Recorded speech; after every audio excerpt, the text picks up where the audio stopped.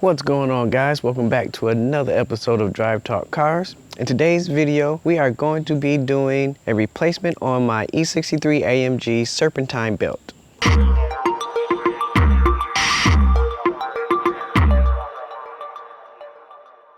Alright, so we're replacing the Serpentine Belt. And just for FYI, the Serpentine Belt could be referred to as the drive belt, multi-V belt, poly-V belt, or single drive belt, but I'm just going to refer to it as the Serpentine Belt.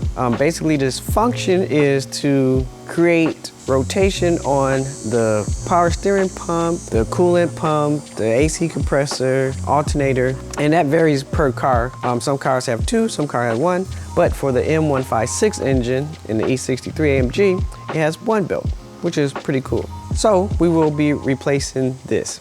So you might be asking, when do I need to replace my Serpentine Belt? Well, it's recommended to check it probably around the 60,000 mile mark and replace it around 90 to 100,000 miles.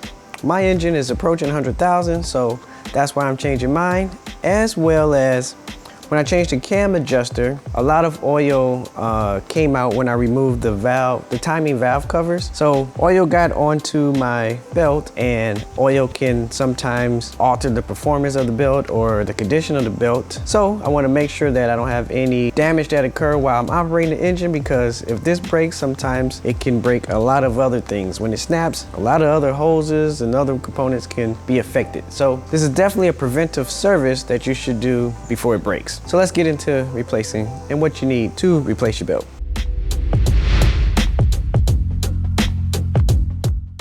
All right, so for the M156 engine on my AMG, it's actually not that difficult. The tools you're gonna need for this is 17mm socket, as well as a ratchet wrench. I have a extendable one, so that works for me. And also on the tensioner, there is what I'm gonna call a service hole. You can put something in there, a screwdriver. I'm gonna use a Allen wrench and just put it in there, and that way the tensioner will rest on this and keep tension off of the belt while you're removing it and installing it. So that's a good feature. And I'll show you more of that once we get into the removal and installation. All right, so let's jump into that.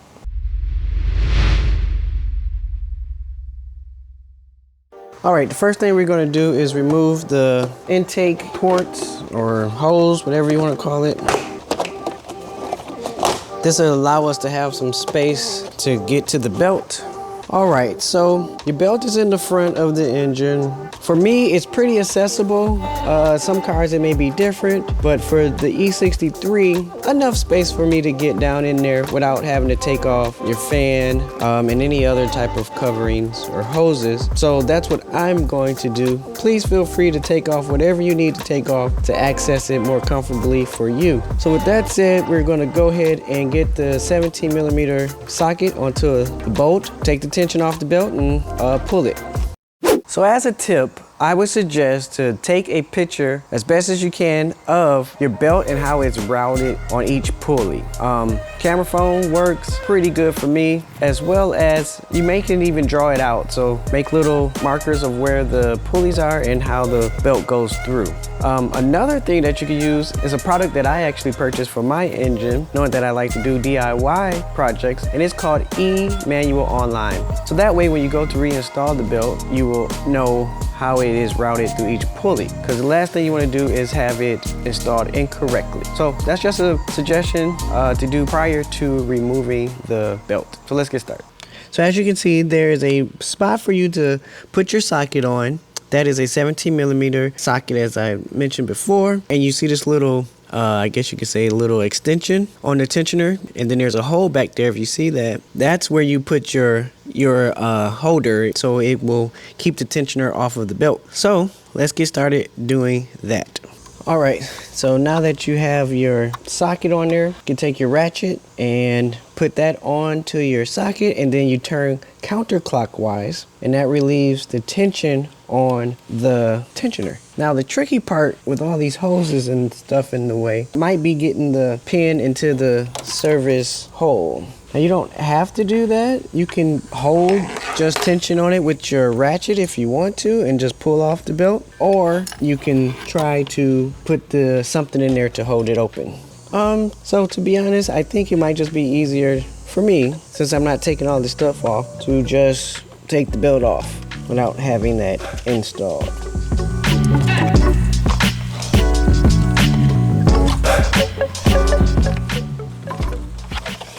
All right, just about got it. All right, so at this point, it is off of, looks like it's off all the pulleys. So I can release the tension.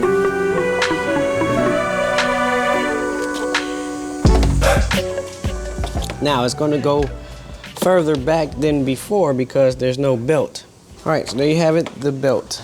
All right, so at first glance, you may look at the belt when you take it off and say, oh, it doesn't look that bad. But like I said before, this is preventative service. So if it was really that bad, it probably would have broke any minute now. So although it doesn't look like it's aged or old or not usable, 9 times out of 10, if it hasn't been changed in 90,000 miles, let's just say, it's good just to change it. This is not a very expensive part to replace, so it is definitely recommended to go ahead and replace it. OEM is like $70. Aftermarket, I got a Continental, it's 40 bucks. All right, so what you want to do is take the belt. This is the outside, this is the inside. I flip it inside and I fold it back. And that way you can tell there's little cracks in here that you can see. My belt is definitely time to be replaced. There's cracks there. If they're deep cracks, that's definitely a sign that it's old and needs to be replaced. Because what happens is those eventually will start to break off. And then you won't have anything right there. And then if that happens, that's when shortly after you probably will have a failure of the belt in its entirety. So there's a few areas that are not good at all, so it's a good thing that I'm replacing the belt.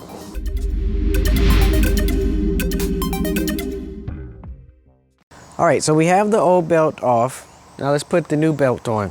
One thing that you may notice when you take out your new belt is that it is a little bit shorter, not by much, but I mean, it's a new belt, it's like a rubber band. Over time, it starts losing its elasticity.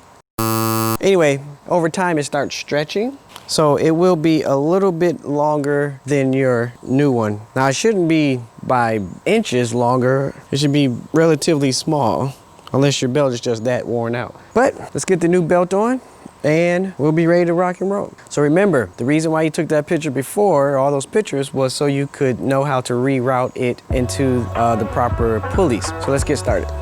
So another thing you want to do before you put the belt back on is test your pulleys. You can rotate them, make sure that they rotate smoothly, not loose.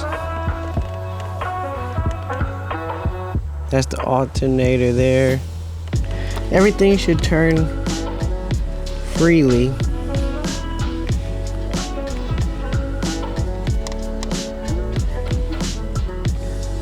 Shouldn't have any resistance as far as where it feels sluggish. And you don't want any wobbling. If it wobbles, then that's probably when you're going to hear the creaks and noises from your belt when the engine is on. So after you do that quick check, then you can put your belt back on. All right, so putting on the belt should be just as easy as taking it off. The only thing is making sure that you have it over the right pulleys. So I'm going to start at one corner here and work my way around. One thing that I do is, if there's a natural bend in the belt from being bent up, I usually use that around the first pulley. That way it's already bent and kind of can hug the pulley. And you want to make sure that everything is in the proper groove. And you want to make sure that the flat side or the back side is on the parts where it should be flat, and then the groove side is in the grooves. All right, so once you have the belt back on, you want to go through and make sure that everything is where it should be. Pulleys are on the pulley, the belt is on the pulleys right in the grooves. The flat part is even on the pulley. It's where it can't come off. Everything's in the groove, flat parts on the flat part. So things like this, you want to make sure that it's on there all the way and that it's flat on there. So this mic can go over just a tad.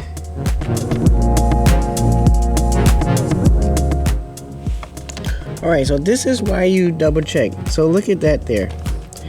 The belt is not on the pulley. And if you didn't check, you would not know that it wasn't fully on the pulley. So that is why you always do a double check.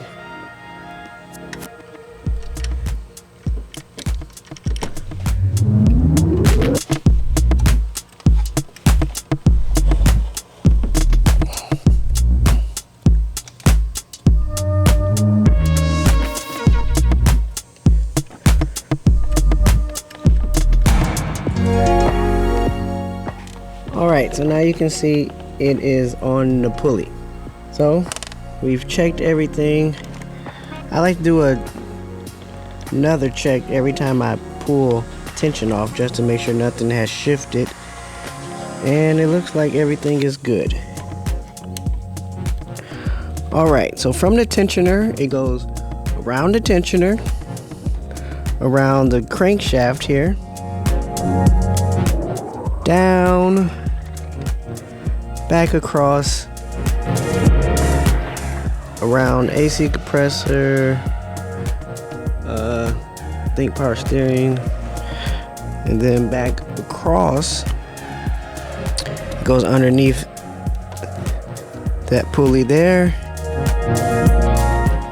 then up across and back down, alternator, and then back around to this pulley here, and then up under, and then back to the tensioner. All right, so once you put your belt back on, make sure that it's routed correctly. Put your intake snouts back on, and you're ready to rock and roll.